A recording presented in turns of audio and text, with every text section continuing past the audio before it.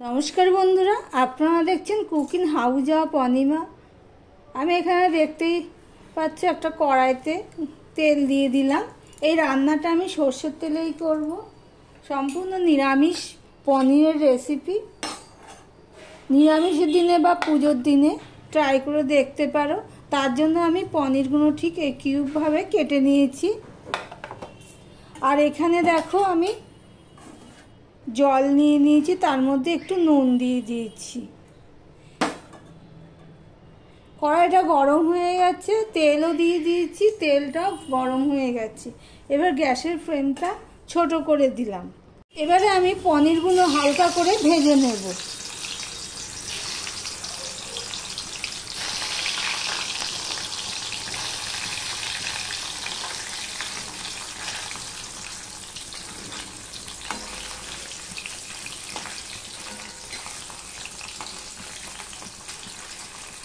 দেখো হালকা করে ভাজা হয়ে গেছে। এবার এগুলো এক সাইডে করে নিলাম, নিয়ে আবারও আমি 4 পিস দিয়ে দিচ্ছি।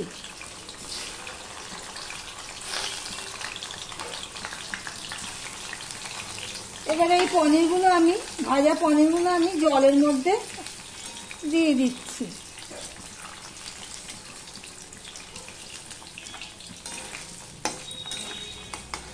এগুলো আবার উল্টে দিলাম।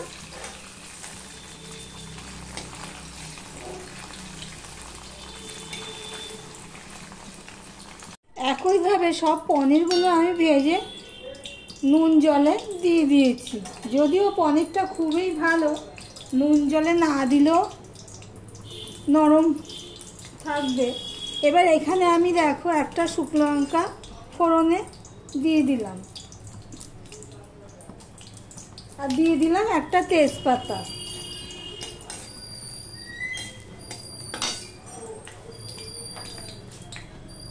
ওটা ফোড়ন হয়ে গেলে আমি গোটা গরম মশলা দিয়ে দিচ্ছি। এখানে আমি 2টো এলাচ, 2টো লং আর এক টুকরো দারচিনি দিয়ে দিলাম। দিয়ে দিলাম একটুখানি 5 ফোড়ন। এটা এই সাইডে দিচ্ছি, ওটা ফোড়ন হয়ে গেলে আমি এটা নামিয়ে নেব। ফোড়নটা হয়ে গেছে পর আমি 5 ফোড়ন আর দারচিনিটা নামিয়ে নিয়ে ওটা ফোড়নের জন্য দিয়ে দিলাম। আমি নুন দিয়ে দিলাম, কেননা আমি আদা দেব, তাই জন্য নুনটা দিয়ে দিলাম।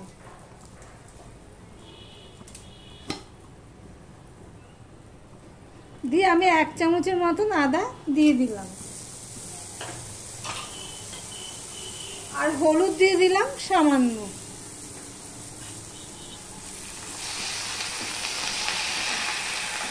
এখানে আমি দেখো পোস্ত নিয়ে নিয়েছি, 3টে কাঁচা লঙ্কা নিয়ে নিয়েছি, আর কাজু বাদাম নিয়ে নিয়েছি। এগুলো আমি একটা মিহি পেস্ট বানিয়ে নেব। এদিকে আদাটা ফোড়ন হয়ে গেছে, আমি সামান্য একটু লঙ্কার গুঁড়ো দিয়ে দিলাম। তোমরা না চাইলে নাও দিতে পারো। 1 চামচের মতন ধনের গুঁড়ো দিয়ে দিলাম, আর 1/2 চামচ জিরের গুঁড়ো দিয়ে দিলাম। মশলাটা কষানোর জন্য আমি একটুখানি জল দিয়ে দিচ্ছি।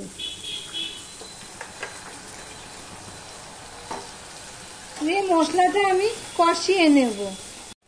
দেখো মশলাটা প্রায় কষানো হয়ে গেছে, তেল ছেড়ে দিয়েছে। এবারে এর মধ্যে আমি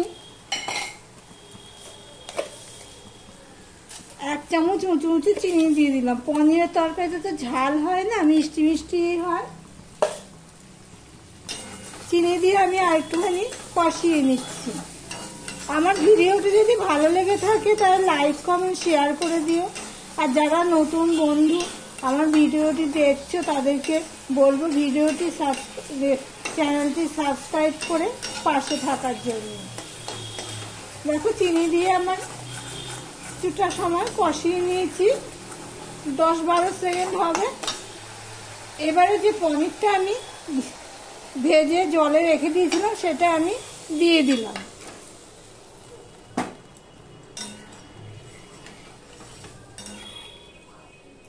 পনিরটা আমি ঢাকা দিয়ে আমি ফুটতে দেব। ততক্ষণে আমি ওই পেস্টটা বানিয়ে নিচ্ছি। 5 মিনিট মতন ফুটিয়ে নিয়েছি পনিরগুলো দিয়ে, ঢাকা দিয়েই ফুটিয়ে নিয়েছি। এবার দেখো যে পেস্টটা বানিয়েছি আমি, সেই পেস্টটা এখানে দিয়ে দিচ্ছি।